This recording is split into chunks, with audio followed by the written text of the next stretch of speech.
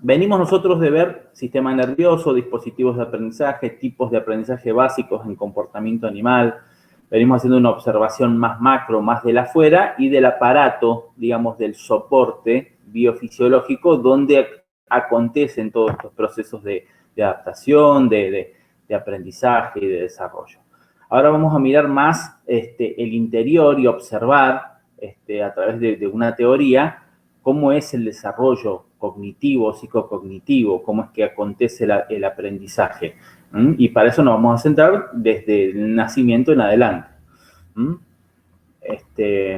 Primero nos vamos a preguntar qué entendemos por desarrollo cognitivo. Y acá les pregunto a ustedes, ¿qué entienden por desarrollo cognitivo? ¿Qué se les ocurre que puede ser el desarrollo cognitivo?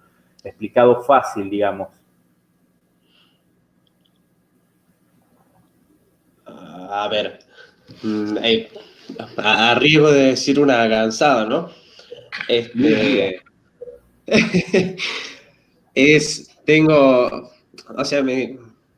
Desarrollo cognitivo me sugiere que es, o sea, todos los procesos de pensamiento que se van dando a lo largo de la primera infancia. Como si un chico en una cuestión física aprende a caminar, en una cuestión cognitiva justamente es como que va construyendo estructuras de pensamiento, por lo menos muy elementales, dada la edad, ¿no? Exacto. Siempre que hablamos de desarrollo, hablamos de un transcurso, de un acontecer, de una sucesión, ¿no? Y como bien dijiste, cognitivo nos referimos a todas esas estructuras que hacen que uno pueda conocer y pueda desarrollar los aprendizajes. Entonces, las definiciones y cómo podemos entender desarrollo cognitivo no es nada complicado, es siempre referido a esto que explicaste vos. Acá tenemos una definición, pero digamos, básicamente apunta a lo mismo, al conjunto de transformaciones que se producen en esas cualidades o características del pensamiento, de la cognición, a lo largo de la vida. Y en especial, como vos señalaste, Gonzalo, en el periodo de la infancia, que como dijo, ¿se acuerdan? Ana Quiroga y Mónica Sorín, es el momento donde justamente se consolidan esas especies de matrices, esos modelos, esos no me acuerdo qué otro nombre le ponía, pero son como serían como esas plantillas, digamos, que van a ir marcando cuál va a ser el estilo de aprendizaje y de vinculaciones que vamos a tener con el medio por el resto de nuestra vida. Por eso los pedagogos le han puesto tanta atención a la infancia. Bien, hay muchas teorías del desarrollo cognitivo, pero bueno, hay dos que son muy conocidas y que son las de Jean Piaget y Lev Vygotsky, ¿no? Vygotsky sí es muy conocido como el padre del socioconstructivismo, pero Piaget, al no pertenecer a esta corriente constructivista, igualmente es considerado un pedagogo constructivista. ¿Por qué? Porque justamente gracias a la observación que hace Piaget de los niños y todos sus experimentos que hizo y observaciones, desarrolló una teoría, y él observó muy de cerca cómo los niños iban transitando y pasando de un estadio de menor conocimiento a uno de mayor conocimiento. Observó cómo resolvían problemas. Entonces, bueno, desarrolla una teoría que hasta hoy es vigente y que influye en nuestra forma de entender la infancia y la niñez. Vygotsky no es contrario ni contradictorio con Piaget, es complementario y se centra más en el aspecto social del aprendizaje. Empezó a ver cómo influía el entorno social del niño en cómo aprendía de modo diferente solo que acompañado. Entonces también desarrolla una teoría que la vamos a ver más adelante. Hoy por lo pronto nos vamos a centrar en la teoría de Jean Piaget, suizo. Profe, hago una cosita ahí, una consultita. ¿A qué se refiere con constructivismo? Constructivismo son las líneas de pensamiento que vienen, digamos, como contrapartida a lo que eran las líneas más conductistas o tradicionalistas de la educación. Fijémonos que antes el niño era concebido como una estructura, como una entidad pasiva. Se hablaba del famoso tabula rasa de la filosofía griega, donde el niño era entendido como una especie de paño blanco sobre el que habría que escribir, una tabla sobre la que había que tallar, que había que moldear, ¿no? De ahí viene la palabra formación, de dar forma, que todavía todavía incluso la tenemos presente hasta en el nombre de nuestro instituto. Fíjense qué fuerte que es la tendencia a entender la educación como un acto de hacer del otro lo que se propone, digamos, ¿no? De moldear, de hacer, de transformar. El constructivismo lo que empieza a descubrir, gracias a estos pensadores, es que el proceso realmente de transformación se produce desde el sujeto, desde el que aprende, ¿no? Entonces empiezan a centrar la atención en el niño que aprende y no tanto en el docente que enseña. O sea, si van a centrar en el docente va a ser en función del niño y no del acto en sí, no de dar por supuesto. Entonces empiezan a entender el aprendizaje y el desarrollo como un acto de construcción donde el principal artífice es justamente el niño. De ahí viene el famoso construir aprendizajes o construir saberes. Genial, buenísimo. Gracias. Bien, Jean Piaget, acá tenemos una breve reseña biográfica, después la puede leer tranqui. Es interesante su vida, tuvo una chorrera de hijos, y los tenía de conejillo de India sus hijos, en el buen sentido, pero los observaba mucho y gracias a eso empezó a dedicarse al estudio de la infancia, ¿no? Y desarrolló una teoría sobre la naturaleza del conocimiento. Publicó muchos estudios de psicología infantil, que los van a ver, se citan constantemente, incluso en lo que es pedagogía musical. Descubre que los niños tienen una lógica propia, una forma de relacionarse con los conocimientos, de resolver los problemas, y empezó a detectar que a lo largo de la infancia había ciertas características comunes que ayudaban a pensar en la idea de etapas. Entonces, su teoría es muy característica gracias a eso, ¿no? Piaget es reconocido justamente por las etapas del desarrollo psicomotriz o psicocognitivo. Y va a introducir una serie de conceptos que son muy importantes, como el de esquema, adaptación, organización, que vamos a ir viendo en adelante. Bien, hay una serie de conceptos fundamentales de Piaget como teórico del constructivismo, ¿no? Va a entender a los niños, él decía que eran como pequeños científicos en la forma de interpretar y de relacionarse con el mundo. Fíjense que desde la figura que se entendía a los niños como entidades pasivas para poder realmente transformarlas, moldearlas a gusto del adulto, este hombre viene y te dice el niño es un científico, un pequeño científico. Eso ya significó una gran revolución en el ámbito. Descubre que tienen formas lógicas propias de conocer y que siguen ciertos patrones predecibles según la edad y el transcurso de la madurez que van llevando.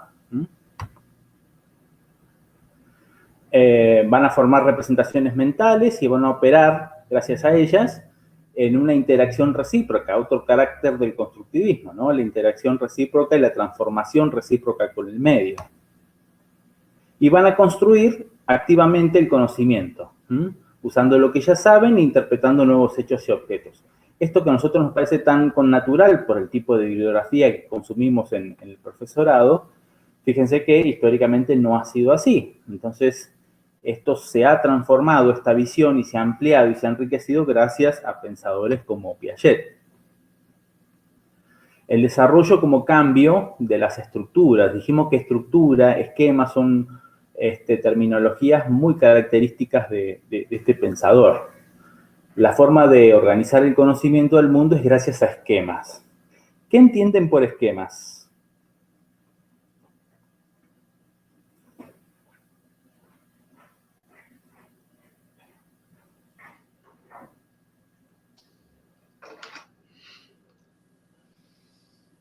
Bueno, esquema sigue un poquito lo que había dicho hace rato. Es como ciertos atajos, me da toda la sensación, que van creando caminos y lógicas, por lo menos de pensamiento en este caso.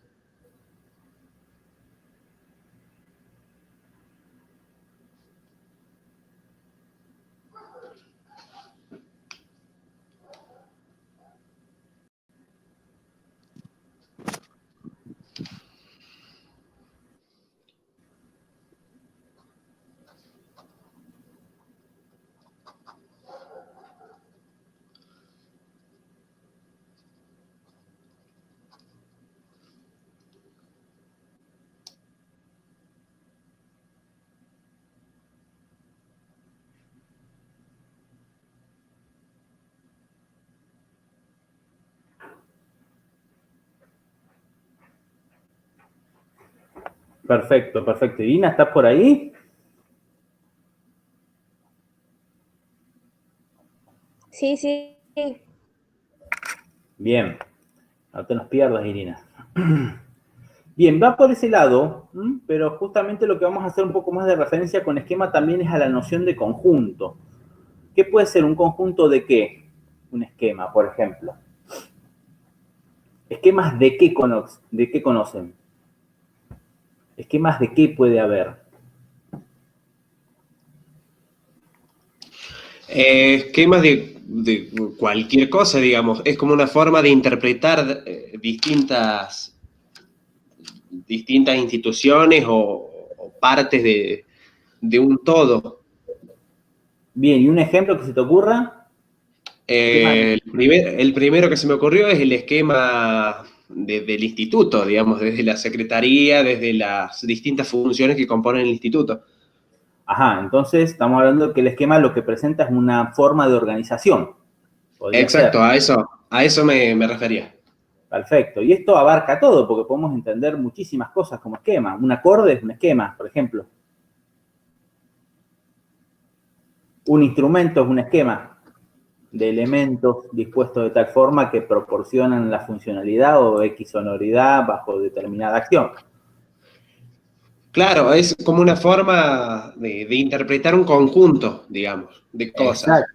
Por ejemplo, la idea bicicleta es un esquema, porque uno tiene una representación de que una bicicleta es este elemento compuestos por estos elementos que sirven para determinada acción y que tiene determinadas características. Se entiende que el esquema es muy amplio, pero explica la forma de organizar quizás la idea, los conceptos, las acciones, los elementos y el mundo que nos rodea, ¿no?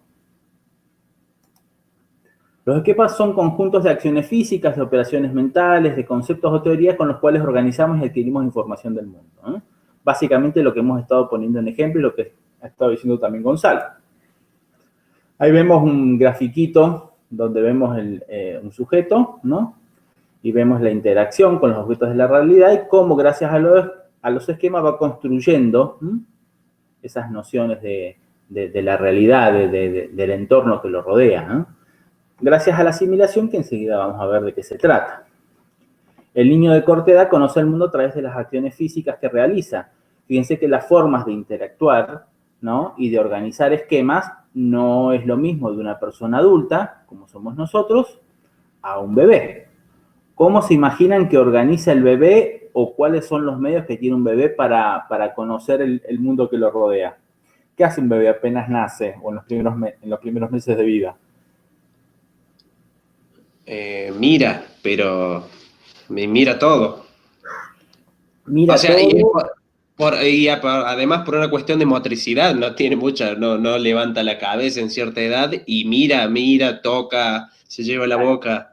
Exacto. Es todo motriz, es todo movimiento, ¿no? Es contacto con los sentidos. Como decís vos, mira y mira cuando puede mirar, porque apenas nace, ver no puede mucho todavía, pero sí puede sentir. Y uno de los sistemas más desarrollados también que tiene es el sistema del tacto, el del oído, que lo trae de la panza, ¿no? Y como decís vos, se lleva toda la boca. Agarra, tiene movimientos involuntarios, que ya vamos a ir clasificando. Se maneja también Sí, mucho por texturas. sí, sí, se maneja mucho por texturas. Igual la sensibilidad y la diferenciación y la significación de los tipos de texturas ya va a requerir un nivel de desarrollo un poquito más avanzado, pero sí va a reconocer texturas, sí, obvio, porque el tacto es uno de los sentidos que también va a tener más flor de piel. Al principio es como una bolita de sensibilidad, digamos. Quizás por ahí la vista es el último sentido en desarrollarse más por completo, pero todos los otros sentidos son receptores puros.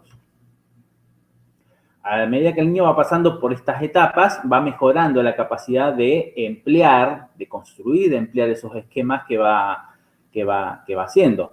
Imagínense que así como dijimos que el bebé arranca por esquemas que son bien físicos y elementales, a medida que pasa el tiempo, esos esquemas se van complejizando y el camino es de lo físico a lo abstracto, en una larga sucesión de etapas y de años, evidentemente. que van a permitir organizar el conocimiento, ya no solamente un conocimiento físico de contacto, sino un conocimiento que va a ser mucho más representacional, más simbólico. Entonces, Piaget, dentro de sus conceptos fundamentales, va a plantear también lo que llama principios del desarrollo. O sea, ¿cómo es que se da este desarrollo del que hablamos al principio? Esta sucesión, este acontecer, digamos, evolutivo, consecutivo. Y él nos señala dos principios básicos, que les va a llamar funciones invariables que van a regir el desarrollo. Uno es la organización, que ya lo hemos estado nombrando, pero ahora le ponemos una categoría de principios. O sea, el desarrollo es posible gracias a esta capacidad innata que tenemos los organismos, incluso él dice que lo tienen todas las especies, ¿no? Que es de poder dar un orden, de poder dar un lugar a las cosas, un lugar determinado, ¿no? Conforme el niño va creciendo y madurando, va a ir integrando patrones físicos simples o esquemas a sistemas más complejos. Esta capacidad de ordenar encima es de ordenar pudiendo incluir, dándole un lugar en otro esquema más complejo. Por eso es constructivismo, porque justamente lo que uno hace cuando construye es integrar ideas y estructuras a estructuras más grandes. Uno construye una casa dentro de un barrio, dentro de una ciudad y empieza a tener un sentido y una relación la ubicación de esa casa. Y dentro de esa casa tenemos habitaciones, tenemos muebles, tenemos instalaciones, ¿no? Por poner un ejemplo análogo. Entonces, el primer principio gracias al cual se da el desarrollo es la capacidad que tenemos, es la predisposición a organizar, a darle un orden, a darle un lugar a las cosas, a los hechos, a las ideas y a todo lo que nos rodea. El segundo, y muy importante y clave, es la adaptación. También todos los organismos nacemos con una capacidad de adaptación, ¿no? Que justamente lo que nos va a permitir es ajustar esas estructuras mentales que tenemos a las necesidades y a las exigencias del ambiente. ¿Bien? Entonces, los dos principios son organización y adaptación. Ahí vemos unos grafiquitos. Y ahí vemos la adaptación con una balanza, ¿no? ¿Por qué? Porque va a tener mucha relación con el tema de la búsqueda de un equilibrio, de un estado de equilibrio. Y la organización también dándole un lugar a esa especie de cubo. Ahí vemos otro. Y ahora vamos a pasar al siguiente, que es la asimilación y acomodación de los conceptos básicos. ¿Por qué? Porque de los principios que dijimos, organización y adaptación, la adaptación, ¿no?, se da gracias a dos procesos, o intervienen dos procesos en la adaptación. Nos vamos a preguntar cómo es posible la adaptación, y es gracias a la asimilación y a la acomodación, otros conceptos que son piagetianos 100%. Mediante la asimilación, lo que vamos a hacer justamente es moldear información nueva, incorporar, para que encajen los esquemas actuales, ¿no? Ahí hay un ejemplo, que un niño de corta edad, por ejemplo, ve un burro, pero él conoce un caballo, y va a decir que es un caballo con orejas grandes, con orejas largas. Ahí está asimilando una información nueva con esquemas que ya tiene, ¿no? O cuando ven un caballo y no saben que es un caballo y creen que es un perro grande, dicen perro grande, ¿no? Bueno, ahí está asimilando y está generando un estado de equilibrio, porque está justamente buscándole un lugar a esa información nueva en los esquemas que ya tiene. ¿Se entiende lo que es asimilación? Es más simple que la acomodación porque es simplemente la incorporación de idea nueva a los esquemas que uno ya dispone. Sí, profe, se entiende bastante bien. Bien. Ahora vamos a ver, ahí vemos unos gráficos, entorno social, estructuras y la asimilación de ideas nuevas, ¿no? ¿Ves? Incorporación de elementos externos al organismo modificados en función de las estructuras orgánicas o mentales que se disponen, ¿no? En cambio, la acomodación ya es no solamente la incorporación, sino que es la modificación de esquemas. La acomodación acontece cuando se produce una especie de desequilibrio más grande, cuando la idea no entra, cuando no cuadra. y cuando hay una necesidad de modificar el esquema o los esquemas previos para que esa idea tenga lugar. Es cuando el niño dice, no, esto no es un perro grande y esto no es un caballo con orejas largas. Dice, ¿qué es esto? Ahí es cuando realmente el niño entiende de que eso no es un caballo, sino que es un burro, y ahí pasa a tener y a construir un esquema nuevo de referencia que es la idea o el concepto de burro por sobre el caballo o diferente al caballo. Entonces la acomodación se da cuando la información discrepa, ¿no?, con los esquemas, cuando no cuadra, no coincide. Tanto que es posible que el niño quizás no cuente con una estructura mental que le permita interpretar esa información. Es el proceso, entonces, que consiste en modificar los esquemas existentes para encajar la nueva información discrepante.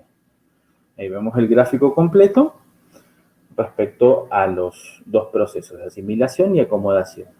Entonces, repasamos principios, organización y adaptación, la adaptación mediante dos procesos que son los de asimilación y acomodación. Todo esto lo fue observando Piaget concretamente con los niños. Bien, y estos mecanismos, este desarrollo también se da gracias a una serie de mecanismos. Piaget nos va a nombrar que esto es posible gracias a estructuras físicas heredadas. ¿A qué piensan que se refiere con estructuras físicas heredadas? Que es algo de lo que hemos visto también.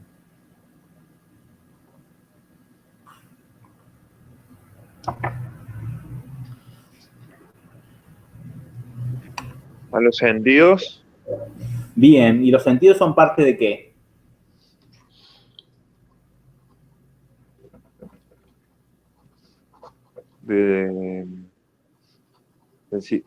¿Tiene algo que ver con lo del sistema nervioso y eso? ¿O? Exacto, exacto. Fíjense, cuando hablamos de estructura física heredada, hablamos justamente de todo un organismo que tiene una capacidad para, ¿no?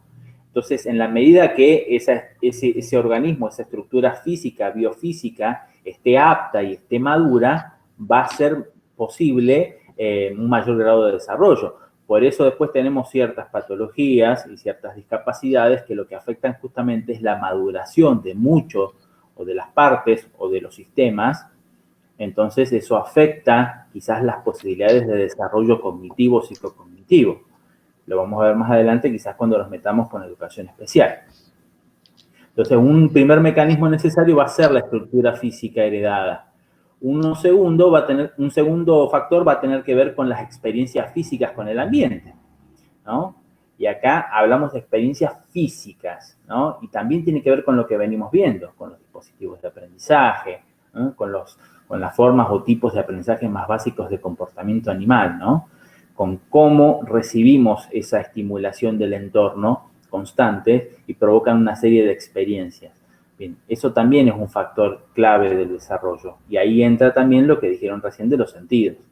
Un tercero tiene que ver con la transmisión social, ¿no? Y tiene que ver con todo este aspecto cultural y humano del hecho del aprendizaje y de la enseñanza, ¿no? Nosotros consideremos que nacemos y tenemos toda una cultura y un mundo social que nos ha servido un montón de cuestiones. No nacemos con la necesidad de construir y de desarrollar un lenguaje que nos puede llevar miles y millones de años o de tener que descubrir la piedra y demás. No, nacemos con un montón de comodidades y cuestiones resueltas que facilitan el desarrollo y nuestros aprendizajes. Podemos comparar lo que tenía que enfrentarse un niño que nace hace 2 millones de años, 1 millón de años, y ahora, y vamos a ver serias diferencias en las experiencias y en las necesidades que van a atravesar. Y por último, el equilibrio, que es un concepto clave en la línea de pensamiento de Piaget, ¿no?, que es esta tendencia que tenemos constante de buscar siempre un estado como de calma, de relajo, y esto también tiene que ver con los aprendizajes, porque siempre que incorporamos información nueva se produce una especie de desequilibrio que busca una nueva forma de estabilidad con eso nuevo que nos ingresó, ya sea físico, ya sea una idea, ya sea...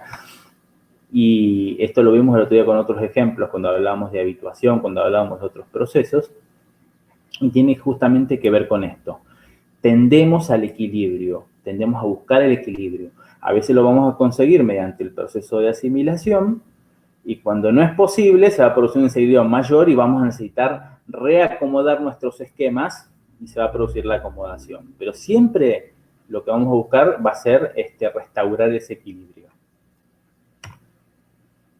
Ahí vemos un pequeño esquema de repaso.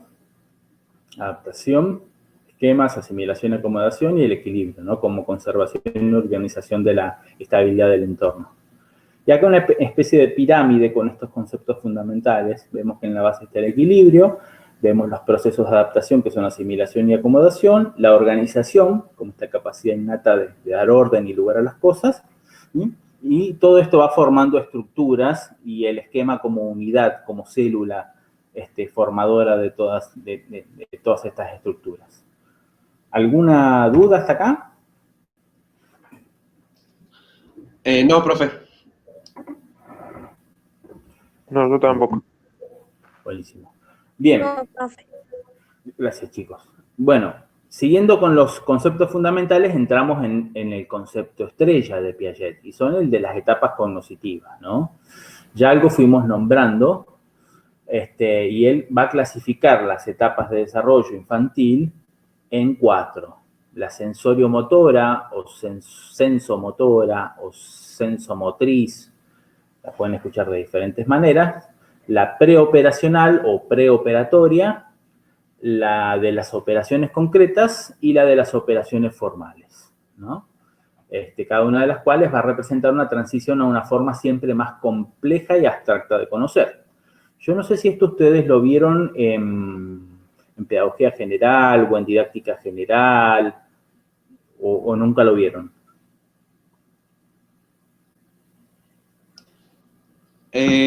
Yo creo que no lo hemos visto, así como parar un poco la moto y verlo, no lo hemos visto. Bien. No lo hemos visto eso. Perfecto. Bien, entonces vamos a desarrollarlo. Cada etapa, en cada una de estas etapas, el niño va a presentar un pensamiento cualitativamente distinto al de las restantes. Por eso es que Piaget las agrupa y les termina dando un tipo de denominación. Esto es fruto de mucho trabajo y de mucha observación, ¿no? Básicamente se va a fijar más que en la cantidad y cualidad, en el tipo de transformaciones radicales con las que se organiza el conocimiento. Va a seguir siempre una secuencia invariable el desarrollo cognitivo, ¿no? Es decir, todos los niños van a pasar por estas etapas en el mismo orden. No es posible omitir, no se saltean las etapas. Y las etapas se van a relacionar generalmente con ciertos niveles de edad. Ustedes van a ver que siempre ponemos de tal mes a tal mes, de tal año a tal año.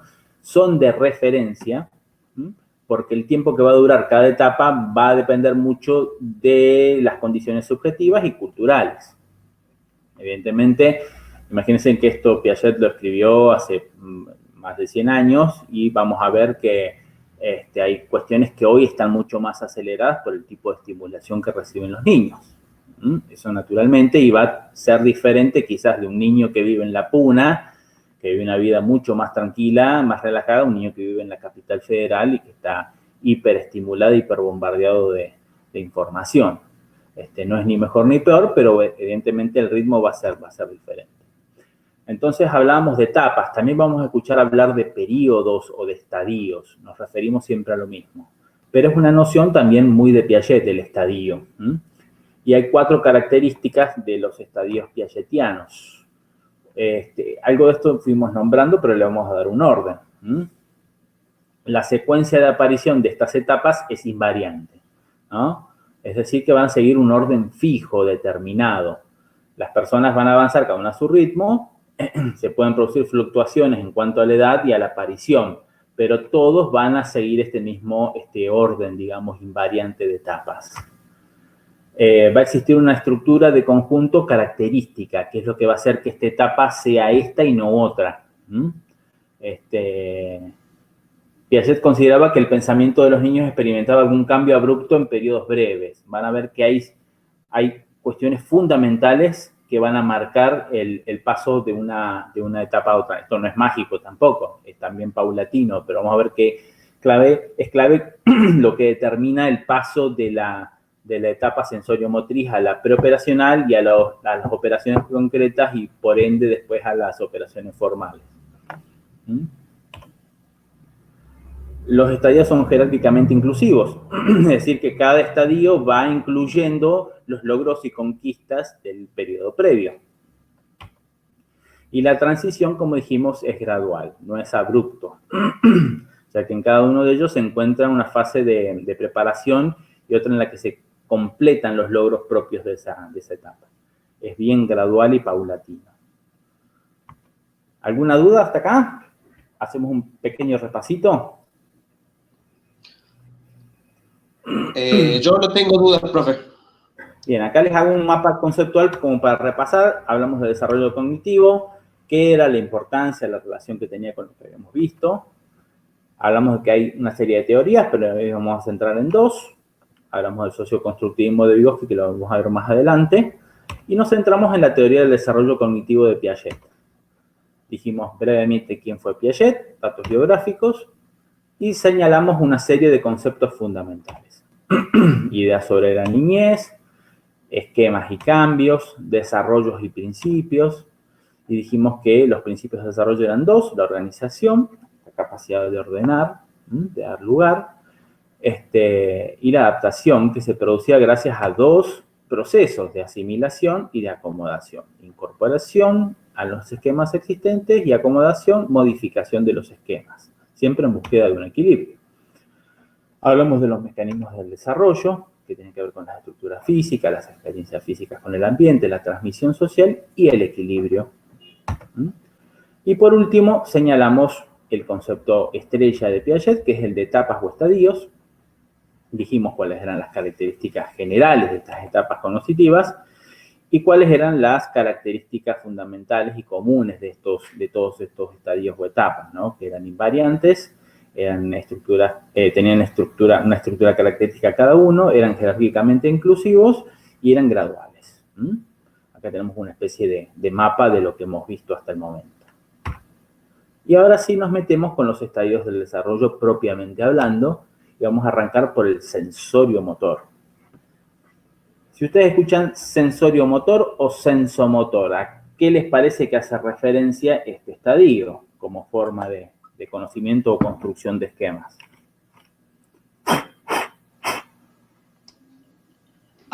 Bueno, lo que decía de la primera infancia, de la incorporación de la información mediante los sentidos. De los sentidos y qué más, fíjate qué te dice el título. Claro, bueno, de los sentidos y del movimiento, claro. Exacto.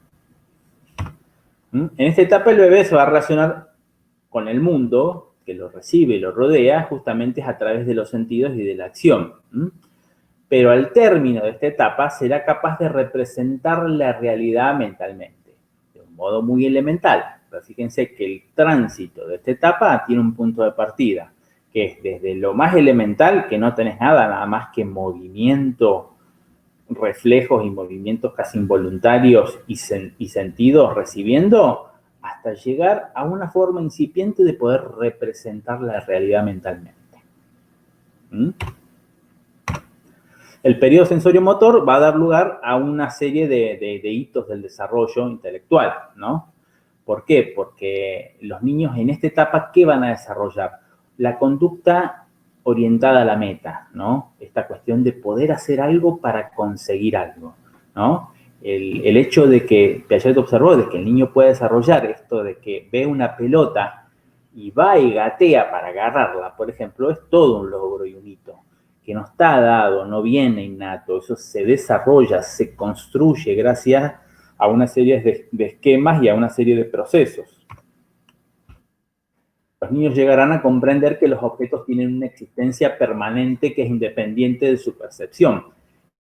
Esto de la permanencia de los objetos, ¿no? Esto no viene dado tampoco. El niño al principio, cuando hacemos el jueguito del acá está, acá no está y nos tapamos la cara, para el niño al principio desaparecemos, literalmente. la construcción y la capacidad de poder representar de que el objeto permanece, más allá de que yo no lo vea, es todo un proceso y toda una serie de adaptaciones que el niño tiene que construir. Y se da justamente en este periodo.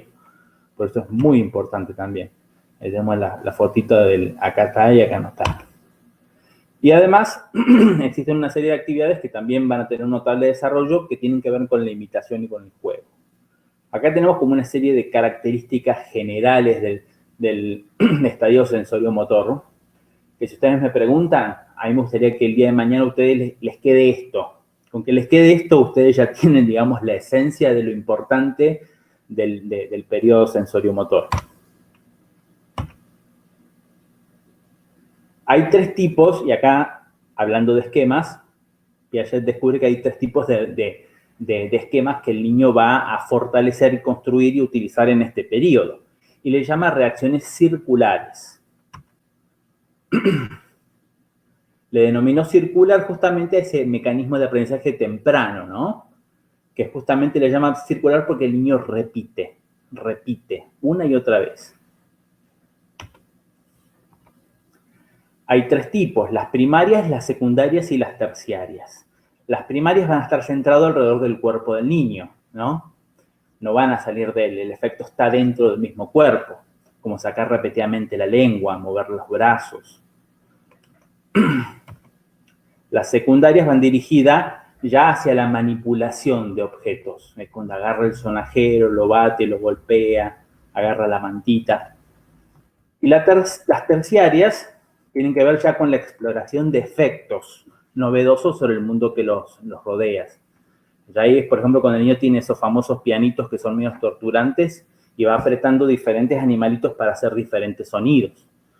Esas son las terciarias. ¿Dudas o ejemplos hasta acá?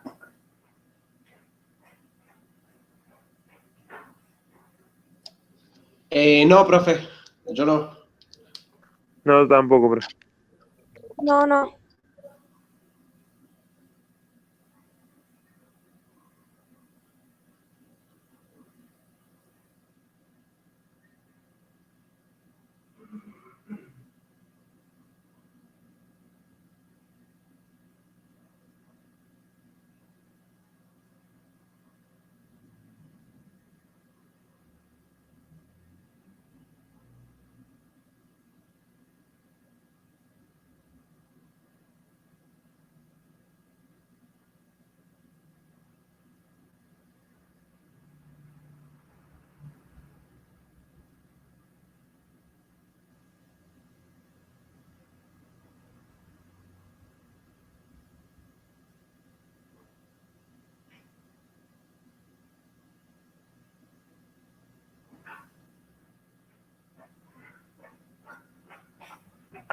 Perdón que fui a poner la pava.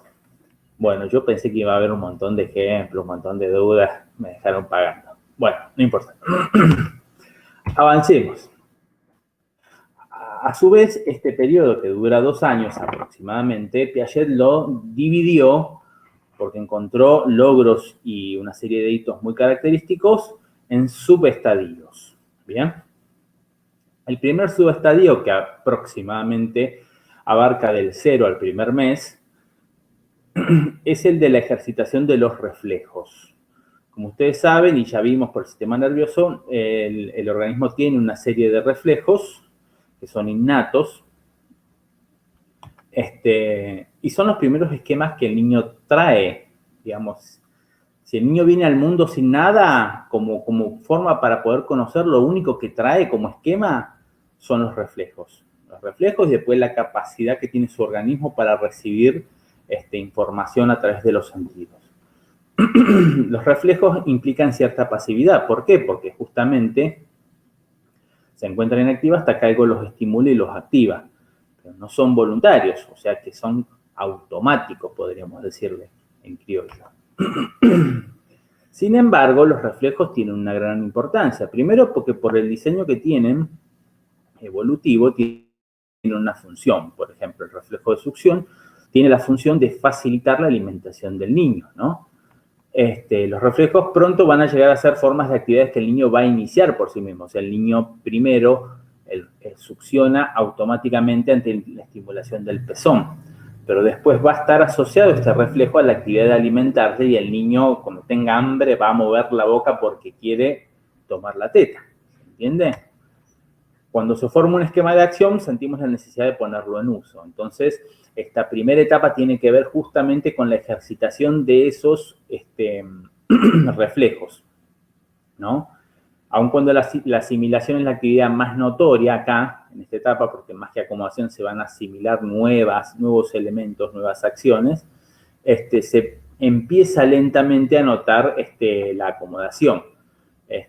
Como por ejemplo, había un estudio y una investigación que mostraba cómo el bebé ya en el primer mes de vida empezaba a acomodar y a buscar la posición más correcta de modo casi automático para tomar la teta. Ya no era solo el reflejo de succión, sino la forma de acomodar la cabeza para tomar mejor, digamos, y alimentarse mejor.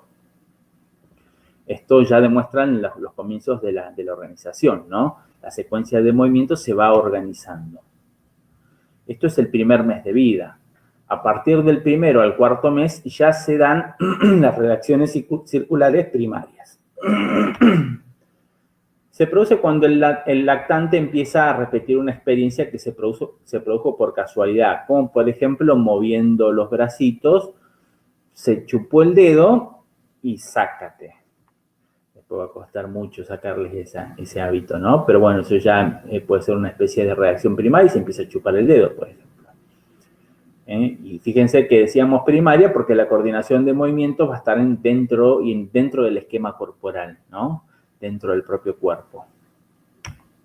La mayoría de las reacciones circulares involucran la organización de dos esquemas previos, ¿no? Como decíamos, por ejemplo, el de succionar y el de mover los brazos y empezar a chuparse el dedo. Estas reacciones circulares son una buena demostración de lo que Piaget quiere decir cuando se refiere al desarrollo intelectual como proceso de construcción. Ahí vemos justamente cómo esta nueva conducta, este nuevo esquema responde a la existencia y a la combinación de esquemas previos. Entonces el lactante en forma activa junta diferentes movimientos y esquemas para crear un nuevo esquema de acción más complejo. Primarias porque estamos dentro del cuerpo, del esquema del cuerpo del bebé. ¿Se entiende? Vamos a las secundarias. ¿Qué pasa? De los 4 a los 10 meses ya el bebé empieza a tener una mejor motricidad gracias a la ejercitación, gracias a los movimientos, gracias a la repetición de esos esquemas físicos y empieza a tener cada vez un cuerpito más fuerte, más dúctil, más móvil, más ágil, ¿no? Y empieza a tener la posibilidad ya de poder manipular objetos, ¿no? Descubre y reproduce efectos interesantes que se producen fuera de él, ¿no? A eso nos referimos con secundarias. Por ejemplo, en algún momento de su actividad puede percibir que al sacudir o realizar un movimiento más brusco se mueven y suenan, por ejemplo, esos juguetitos sonoros que cuelgan en las cunas, ¿no? Probablemente se detenga un instante mientras observa el efecto, pero ya descubre un efecto que está fuera de su propio cuerpo, un efecto que está secundario, fuera de él. Intentará siempre repetir, ¿no? Por eso es circular, siempre es repetición, hasta el hartazgo, pero repiten y repiten. ¿Alguna duda hasta acá? No, profe. No, profe. Bien, seguimos. No. Profe, en esa parte del tercer subestadio, o sea, justamente acá es donde tienen sentido todos los juguetitos, todos los chirimbolos hechos para los chicos, justamente. Acá es donde se genera esa estimulación.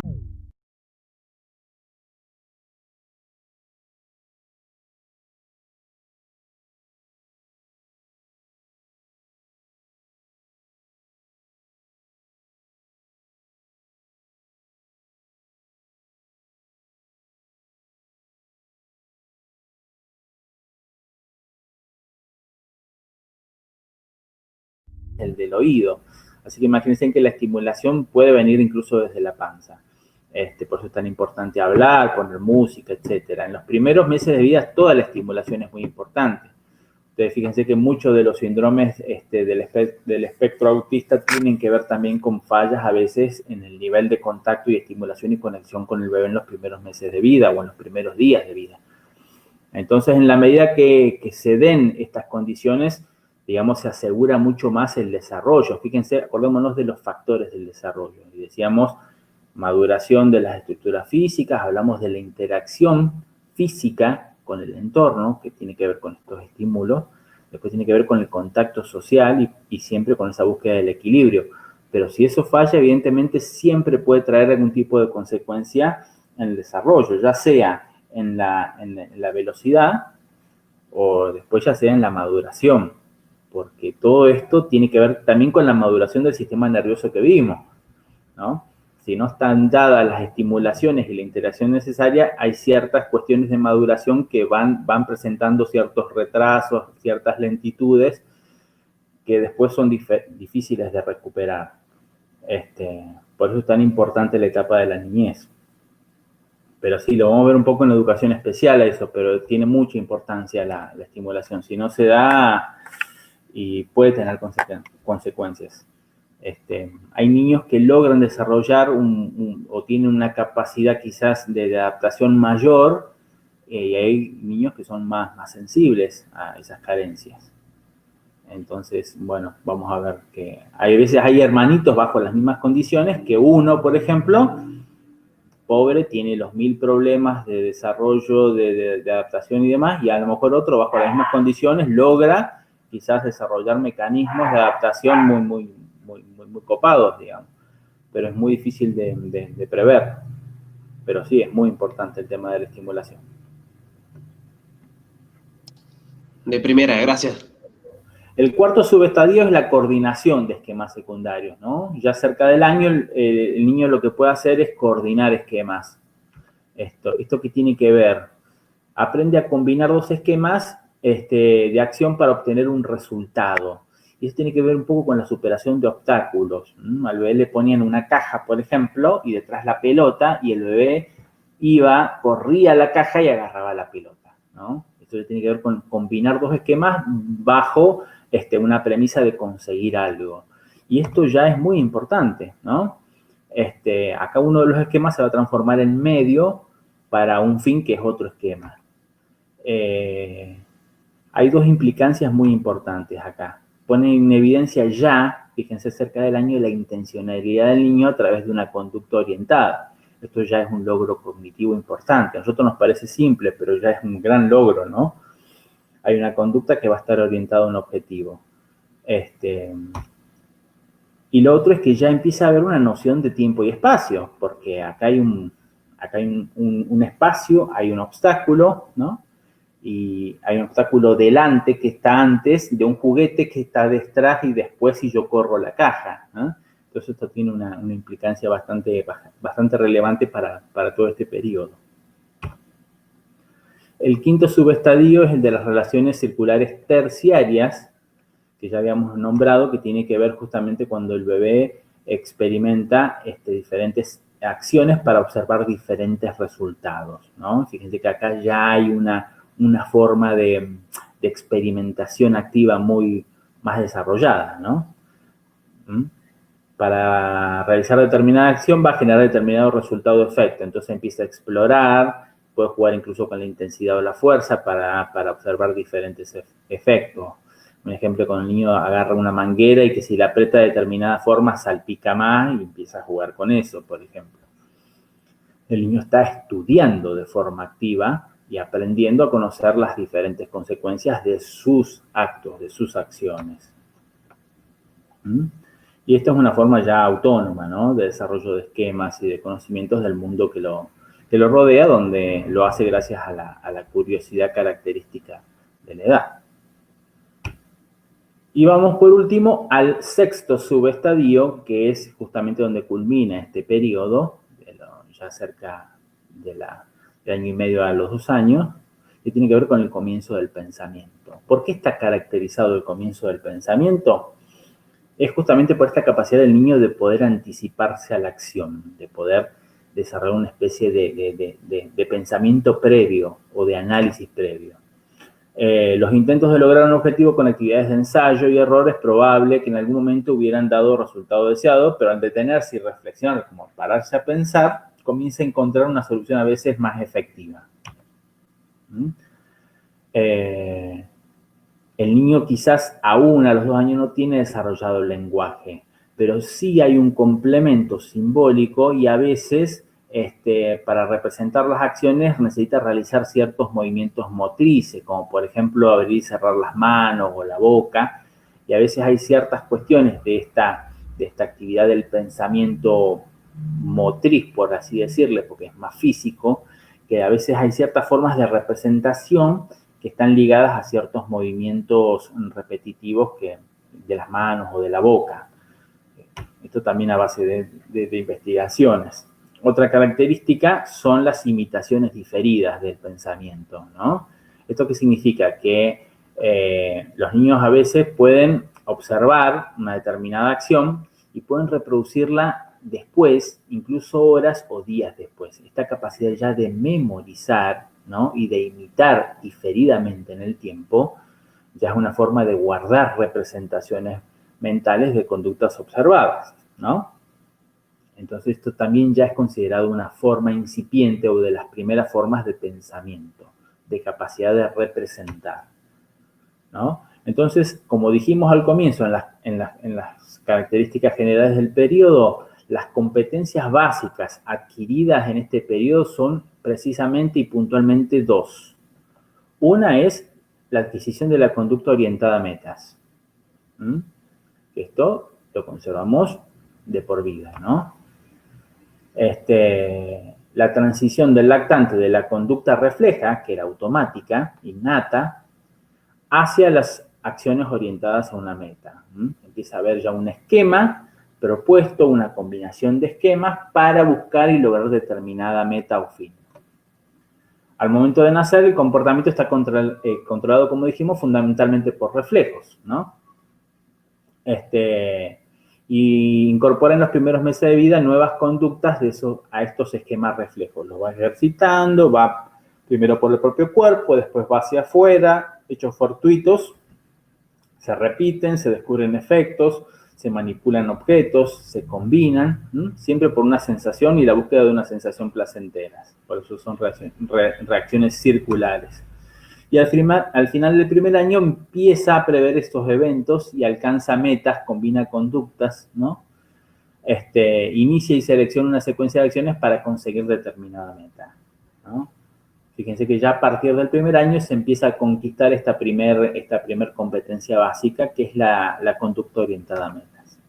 Al final de la etapa sensorio-motora, el niño comienza a probar otras formas de obtener sus metas. Ya puede empezar a evaluar, a probar, a experimentar. Y puede construir mentalmente nuevas soluciones a problemas actuales. Esto todo gracias a la experimentación, mediante la representación mental que dijimos recién que puede realizar incipientemente mediante secuencias de acciones. Y la segunda competencia básica tiene que ver con el desarrollo de la permanencia de los objetos, ¿no? Es el conocimiento de que las cosas siguen estando aunque no las veamos ni manipulemos. Hay varias formas se puede estudiar en varias formas el concepto en el que el niño tiene la permanencia de los objetos, ¿no? Como decíamos, la de esconder los juguetes, de esconderse detrás de las manos. Los niños de corta edad, de 1 a 4 meses, siguen con la vista el objeto hasta que desaparece, pero piensan que el objeto ya no existe. Después eso se supera y se llega al final del periodo a esta conciencia. Piaget explicó que a esta edad los objetos no tienen realidad al principio ni existencia para el niño, salvo que los perciba directamente.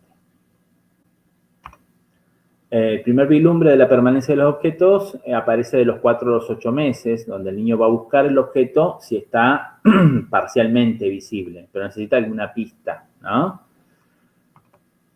Y entre los 8 y los 12 meses su conducta indica que sabe que el objeto continúa existiendo aunque no lo pueda ver, ¿no? En esta edad ya va a empezar a buscar los objetos ocultos gracias a un funcionamiento mental superior. ¿Bien? Y acá hacemos el repasito. ¿Alguna duda hasta el momento? Hablamos de estadio sensorio-motor, características generales, caracterizamos las reacciones circulares, explicamos cuáles eran las primarias, secundarias y terciarias, según dónde ocurrían, en el propio cuerpo las primarias, las secundarias efectos afuera del cuerpo y terciarias evaluando diferentes efectos de las acciones, digamos, que se realizan. Hablamos de un primer subestadio, que era la ejercitación de los reflejos, aproximadamente de 0 a 1 mes. El segundo subestadio de reacciones circulares primarias, de 1 a 4 meses. Hablamos ya de coordinación de movimientos, que por casualidad aparecían ciertas conductas de esa primera ejercitación de los reflejos, efectos dentro del propio cuerpo, y ya hablamos de procesos de construcción. El tercer subestadio son las reacciones circulares secundarias, se descubren los efectos fuera del cuerpo de los 4 a los 10 meses. El cuarto subestadio, la coordinación de esquemas secundarios, de los 10 a los 12 meses, hablamos de superar obstáculos, se combinaban 2 esquemas de acción para obtener un resultado. Ya vemos una forma de conducta orientada y una noción de tiempo y espacio. Quinto subestadio, las reacciones circulares terciarias, de los 12 a los 18 meses, experimentan con acciones diferentes efectos o resultados. Y por último, el comienzo del pensamiento en el sexto subestadio, de los 18 a los 24 meses, esta capacidad de poder frenarse, de pensar antes de actuar, de mejorar los resultados, de hacer imitaciones diferidas y de tener ciertas representaciones motrices. Lo último, las competencias básicas adquiridas en resumen de todo el periodo son la conducta orientada a metas y la permanencia de los objetos. Acá está los 2 repasos que vimos en la primera parte y en la segunda parte. Como todo junto lo de la clase.